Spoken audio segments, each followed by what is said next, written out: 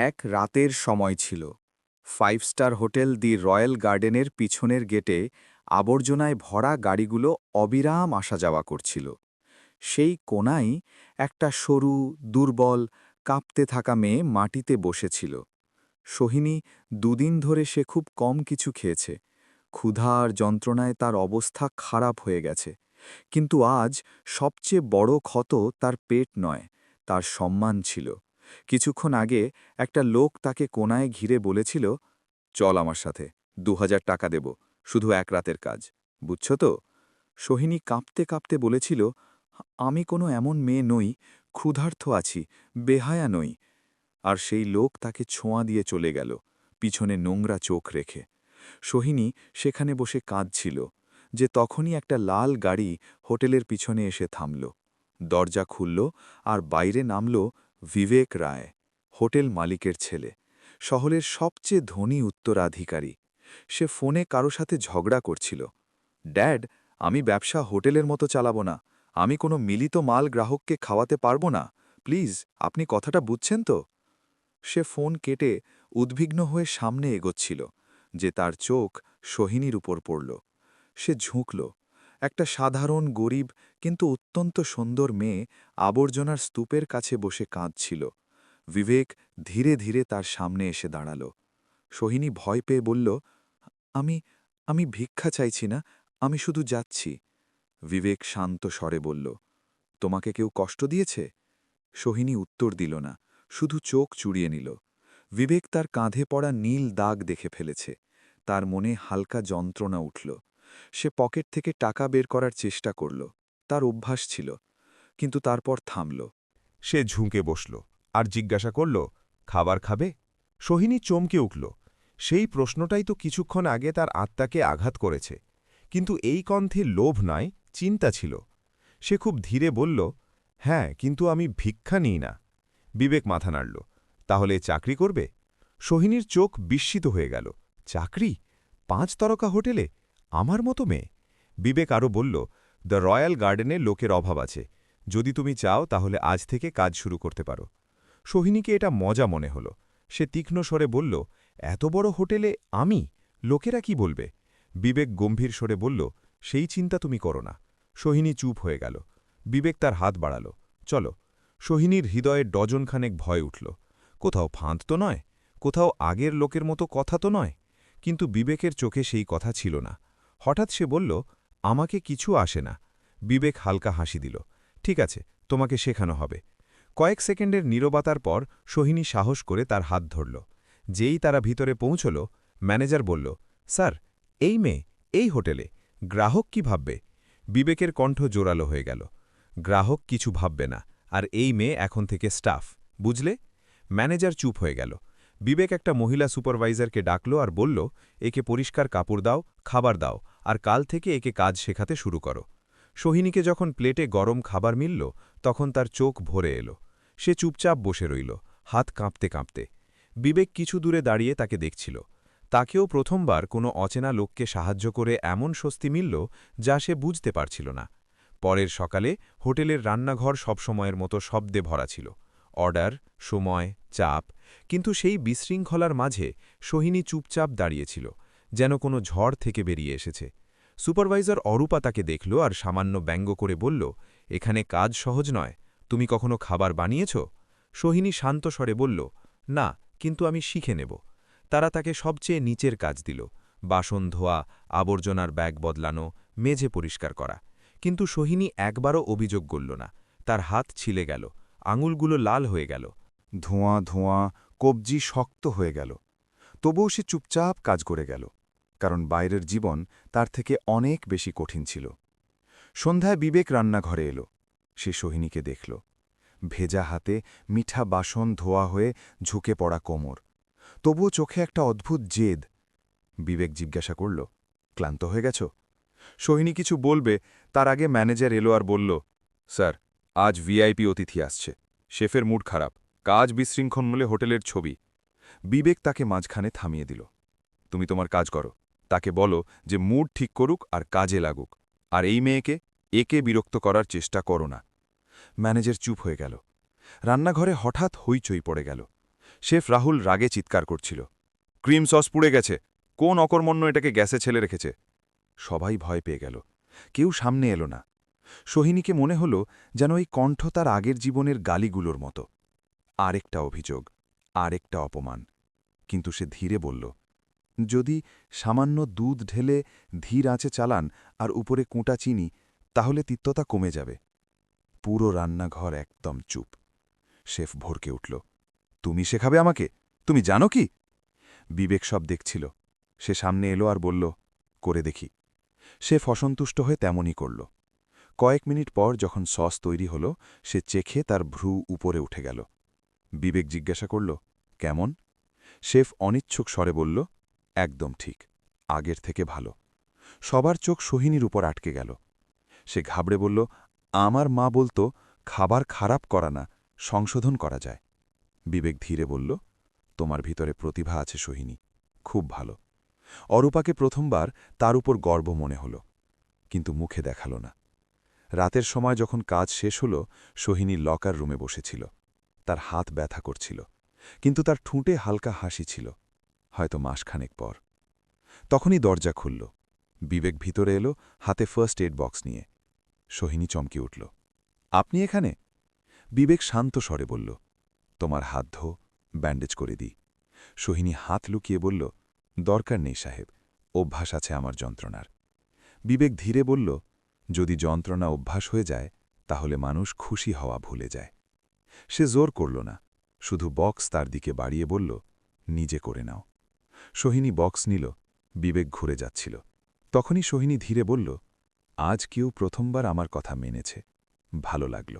পরের সকালে সোহিনী রান্নাঘরে সামান্য আগে এলো। লোকেরা ধীরে ধীরে আসতে লাগল, কিন্তু আজ তার দিকে বেশি চোখ উঠছিল। কালকের সস সংশোধনের ঘটনা সবার মধ্যে আলোচনা হয়ে গেছে। অরূপা এসেই বলল, আজ তুমি সবজি কাটার সেকশনে থাকবে, বাসন ধোয়ার কাজ অন্য কেউ করবে। সোহিনী চমকে উঠল, কিন্তু কালই তো শুরু করেছি আমি।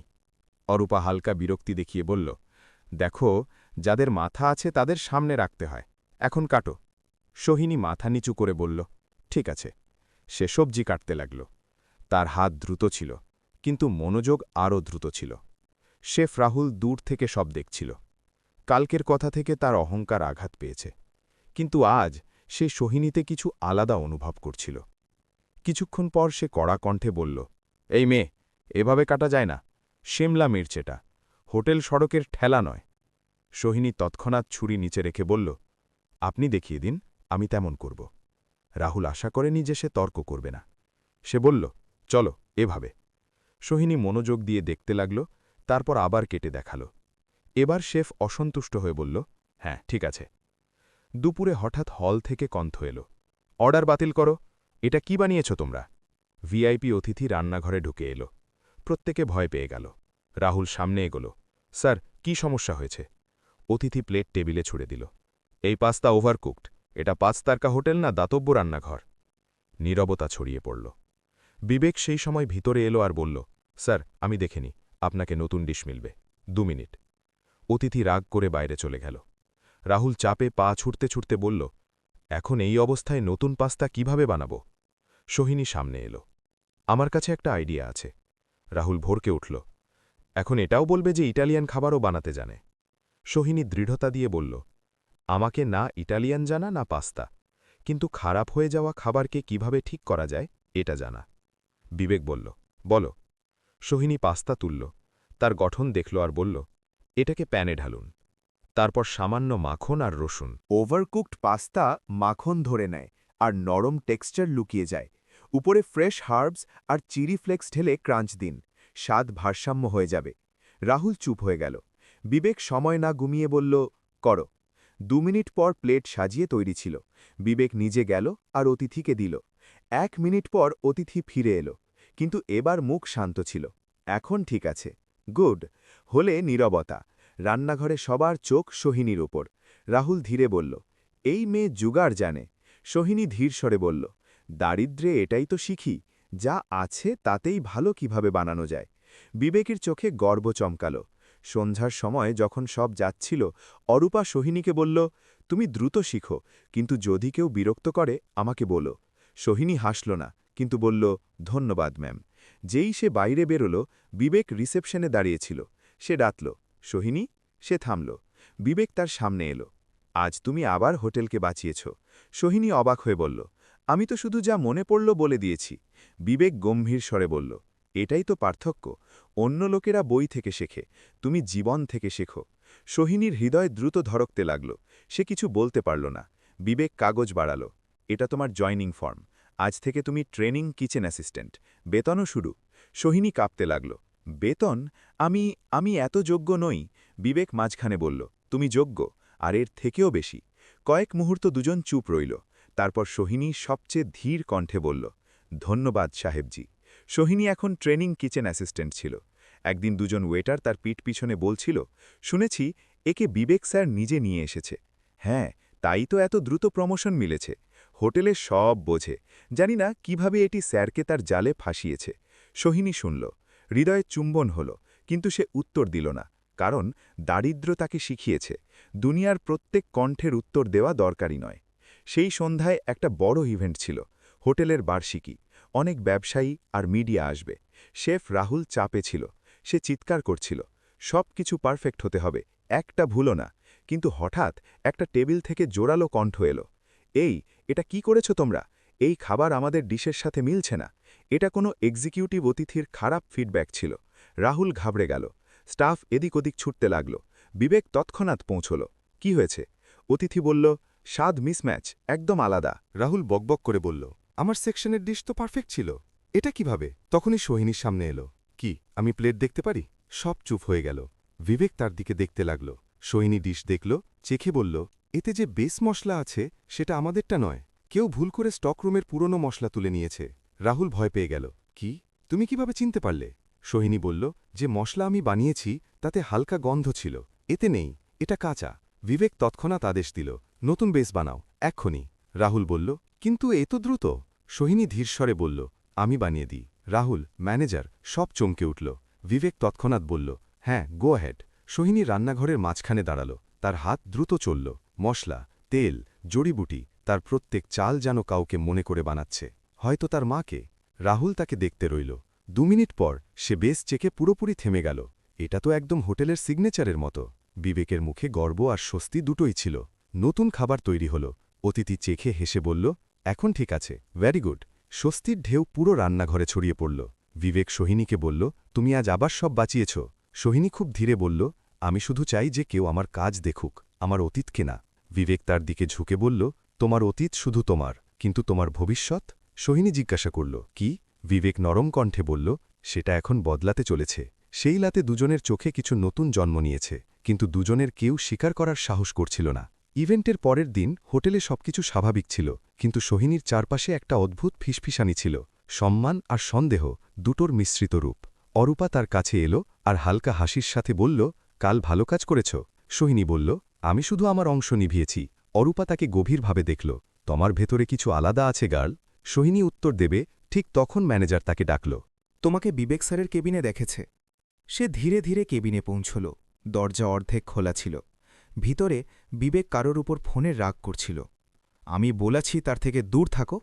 তাকে বিরক্ত করার সাহস কিভাবে হল? সোহিনী থমকে গেল। এই কথা কি তার সম্পর্কে ছিল? বিবেক যেই তাকে দেখল, নিজেকে সামলে নিল আর ফোন কেটে দিল। ভিতরে আসো। সোহিনী চুপচাপ বসল। বিবেক কয়েক সেকেন্ড তাকে দেখতে রইল, তারপর সোজা বিষয়ে এলো। স্টাফে কিছু লোক তোমার সম্পর্কে ভুল কথা ছড়াচ্ছে।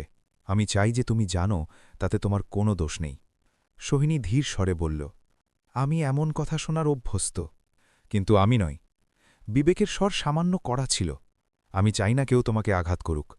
সোহিনী তার এই লহজায় অস্বস্তি হল। আপনি এমন কেন অনুভব করেন? বিবেক চোখ তার থেকে সরিয়ে নিল।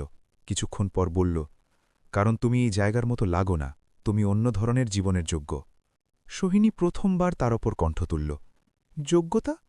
আমাকে কোন যোগ্যতা মিলেছে জীবনে? বিবেক চুপ হয়ে গেল।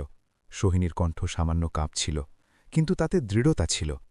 আমি এখানে চাকরি করতে এসেছি, কারো দয়ায় জীবিত থাকতে নয়।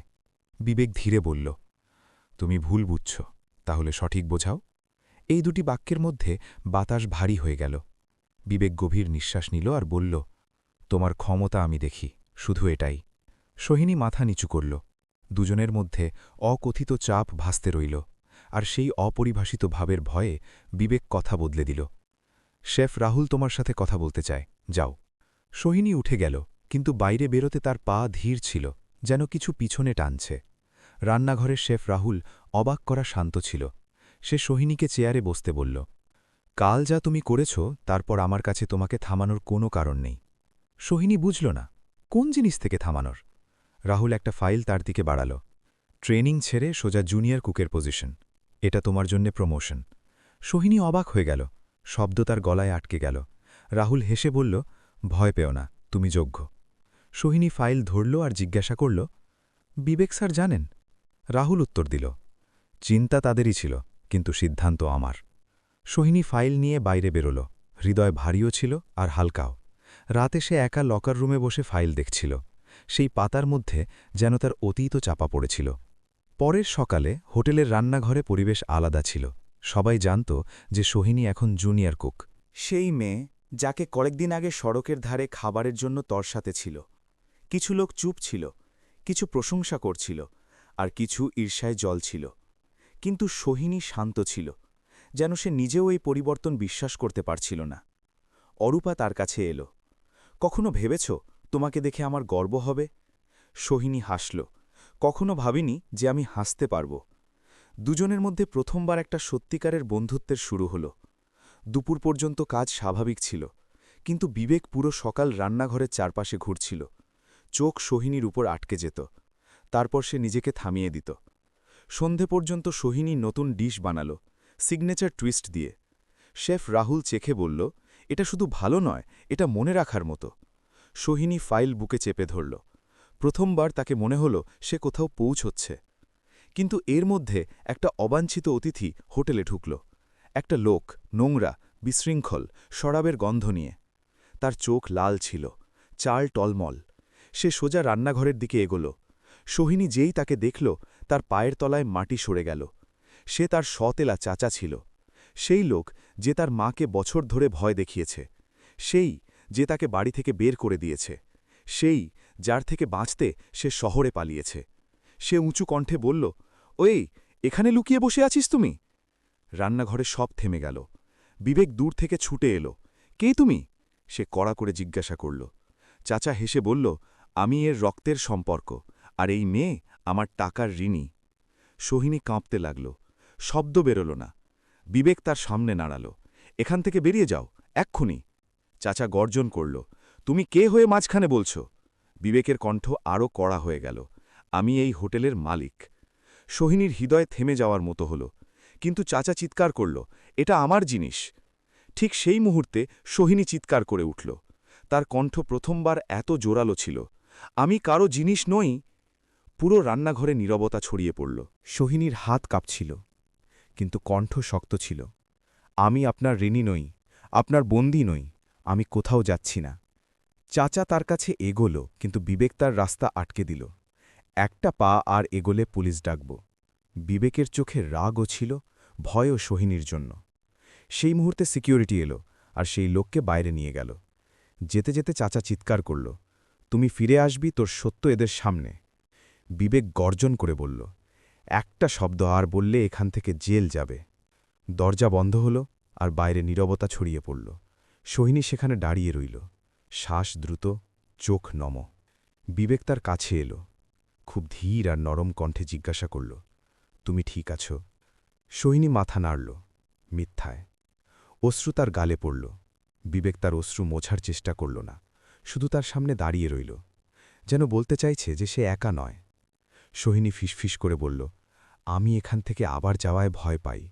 বিবেক তার চোখে দেখতে দেখতে বলল, তাহলে যেও না, এই জায়গা এখন তোমার আর আমিও। সোহিনী থেমে গেল। আপনি? বিবেক প্রথমবার বিনা দ্বিধায় বলল, হ্যাঁ, আমি তোমার পাশে দাঁড়াব, যদি তুমি আমাকে কোথাও রাখো। কয়েক সেকেন্ড দুজন চুপ রইল, তারপর সোহিনী খুব ধীরে বলল, আমাকে বিশ্বাস করা আসে না। বিবেক হালকা হাসির সাথে বলল, আমি অপেক্ষা করব, যতটা সময় লাগুক।